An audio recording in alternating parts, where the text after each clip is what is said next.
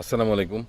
দেখুন, ব্যর্থতা, সফলতা, হতাশা এই যে শব্দগুলা, এগুলা কতগুলা হলো মনের অনুভূতি বা জীবনের বিভিন্ন পর্যায়ে বিভিন্ন সময়ে মানুষের এই অনুভূতিগুলা তার কাজের ভিত্তিতে ডেভেলপ করে।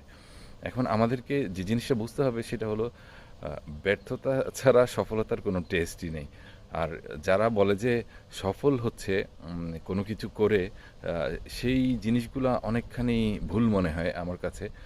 ব্যর্থ হলেই বরং ভালো, কারণ আপনার সামনের দিকে ভুল হওয়ার কোনো সুযোগ থাকবে না যদি না আপনি যে ব্যর্থগুলা হবেন সেই ব্যর্থতাগুলাতে আপনি নিজেকে আত্মকেন্দ্রিকতায় না পড়ে হতাশ না হয়ে যে কারণগুলা হয়েছে, ব্যর্থতা যে কারণগুলার কারণে হয়েছে সেই কারণগুলা অনুসন্ধান করে যদি আপনি পয়েন্ট আকারে লিপিবদ্ধ করেন, এই কারণে ব্যর্থতা হয়েছে, বি কারণে ব্যর্থতা হয়েছে, সি কারণে ব্যর্থতা হয়েছে, সেই ব্যর্থতার এক একটা ঘটনাগুলো আপনি নিরূপণ করে সেগুলোর জন্য যদি আপনি পারফেক্ট সমাধানটা একটার পর একটা করে যান, সফল হতে আপনাকে কেউ আটকাতে পারবে না।